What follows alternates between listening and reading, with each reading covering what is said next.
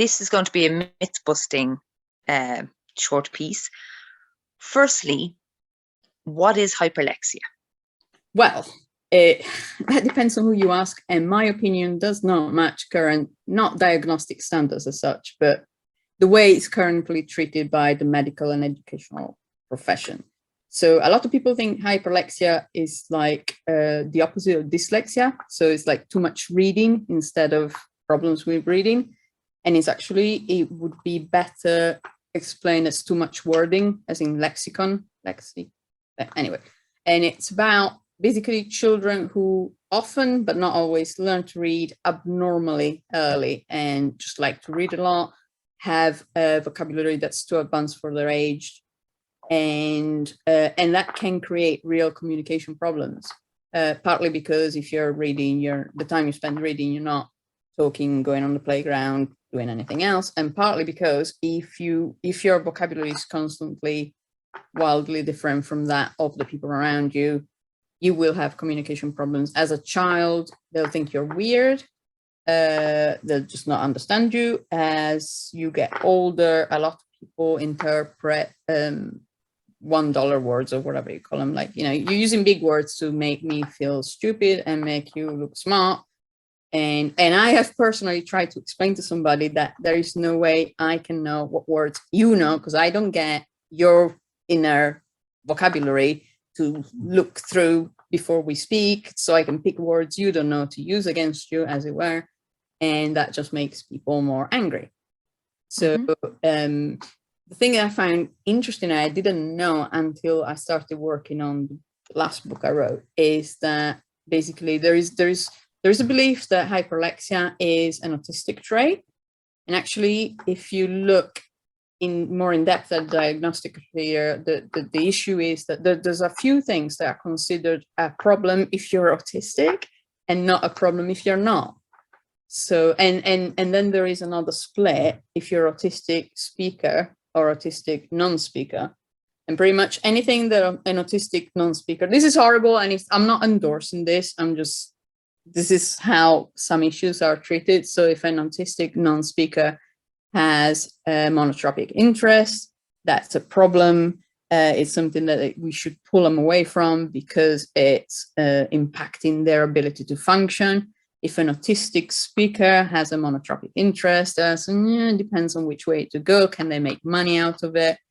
If a neurotypical person has a monotropic interest, it's fantastic. They're going to be a surgeon or into chemistry, or it's a passion, and it's they spend all their money on football. That's perfectly fine and normal. You know what I mean? So there is a lot of double standards, and hyperlexia is another one of those that basically if you're autistic and you're hyperlexic, it's at best a splinter skill, which is like a skill that's separate from everything around it that makes you useful. And at worst is something that is impacting your ability to basically magically transform into a neurotypical as you grow. But if you're neurotypical and you're hyperlexia, well, hey, give the kid more books, they'll either grow out of it or they'll be really smart. And I think that sucks. And it doesn't address the fact that hyperlexic children, and adults, regardless of whether they're autistic or not, they have a real communication problem. And they need to, I never realized I was insulting people by using words that they didn't know, because it never occurred to me. Because if somebody uses a word that I don't know, I'm like, oh my God, that's cool. What does that mean? Give it me, Yeah. You're basically bringing me a gift.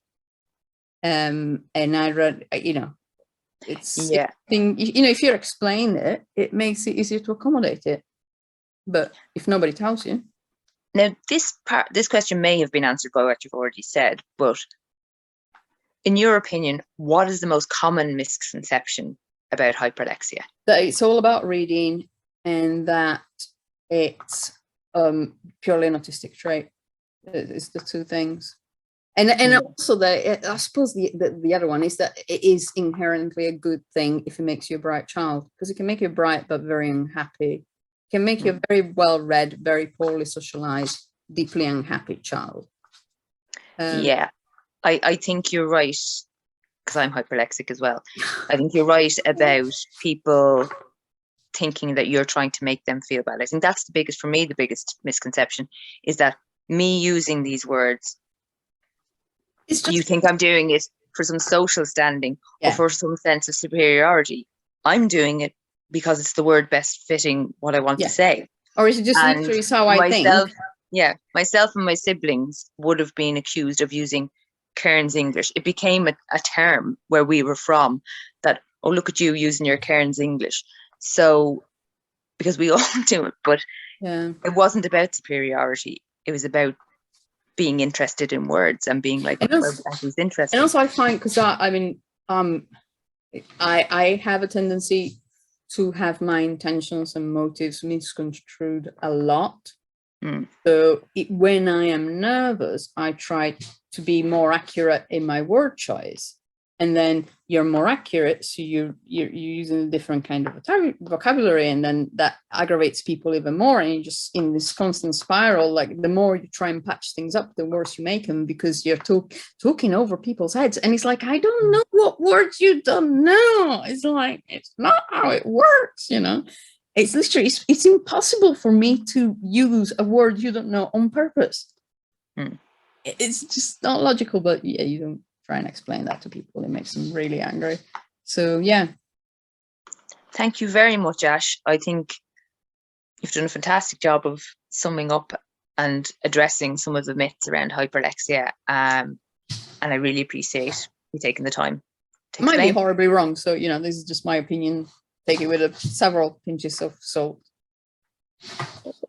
Thank you.